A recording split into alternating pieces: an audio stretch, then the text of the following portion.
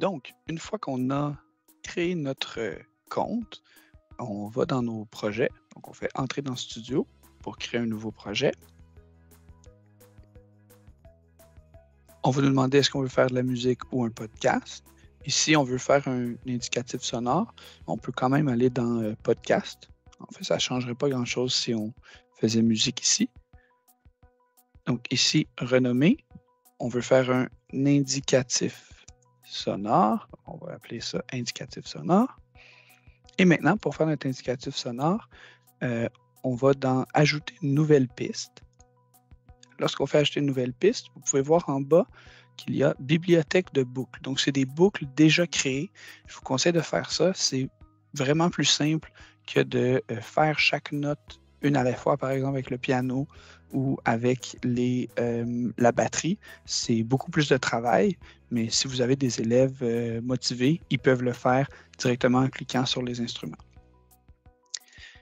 Bibliothèque de boucles. Donc, bibliothèque de boucles, ce qui est intéressant, c'est qu'étant donné que c'est fait par Spotify, Soundtrap, vous pouvez écrire le nom d'un artiste. Donc, vous pouvez décider d'écrire, par exemple, Hubert Lenoir, qui a été décoré au dernier gala de la disque.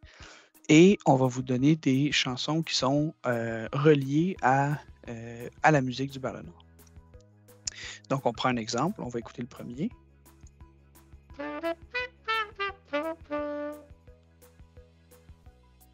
OK, ça ne fait pas mon affaire. Je vais aller en prendre un autre.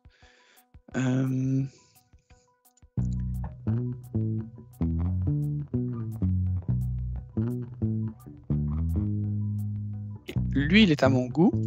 Je vais l'ajouter ici. Donc, j'ai une ligne de basse. Je vais fermer ça maintenant. J'ai une ligne de basse ici. Et maintenant, je vais pouvoir ajouter d'autres instruments. Je vais peser sur pause et je vais aller chercher encore une fois dans une nouvelle piste, bibliothèque de boucles. Et on va aller dans mots-clés cette fois-ci. On va enlever Hubert Lenoir, on va aller dans mots-clés. Et là, ici, vous avez des choix. On pourrait ajouter, par exemple, du piano. Et là, l'avantage de Soundtrap, c'est qu'ils vont vous donner des meilleurs choix pour ce projet. Donc, avec la première piste que vous avez ajoutée à votre projet, on va vous suggérer des pistes qui sonnent bien avec la première piste que vous avez mise. Donc, je peux prendre, par exemple, Piano Road Chorus.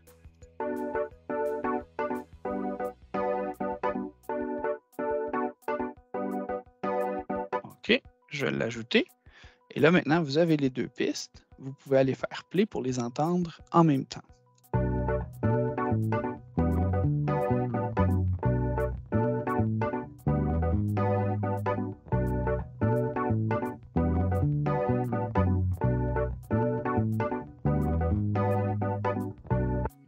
OK.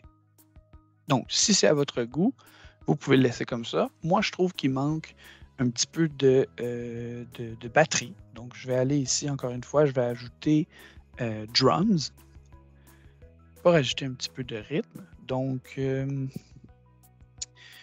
peux en écouter quelques-uns. OK, non, lorsque vous êtes satisfait.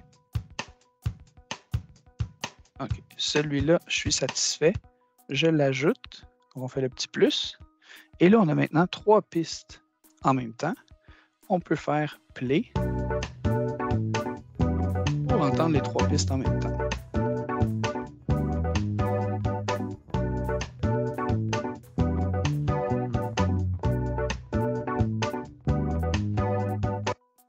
OK. Donc, on a terminé. Vous avez vos 3 pistes. Je pourrais décider d'en ajouter plusieurs autres, mais pour l'instant, je suis satisfait. Donc, je vais le laisser comme ça pour mon projet. Je vais faire sauvegarder et exporter. Donc, vous faites exporter en fichier audio MP3. De cette façon, vous allez pouvoir l'ouvrir dans Audacity pour faire votre montage dans votre podcast, dans votre balado. OK, donc si ça vous dit le mix n'est pas encore prêt, restez dans 1 minute, c'est parce qu'en haut, il est en train de faire le mixage, donc il est en train de de s'enregistrer, si on veut, avant qu'on puisse l'exporter. Donc, il faut attendre quelques minutes, puis après ça, on va pouvoir l'exporter. OK, donc on indique ici que le mix est prêt pour téléchargement.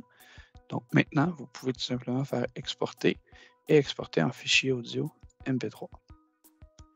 Et voilà, c'est comme ça qu'on enregistre un indicatif sonore pour un podcast.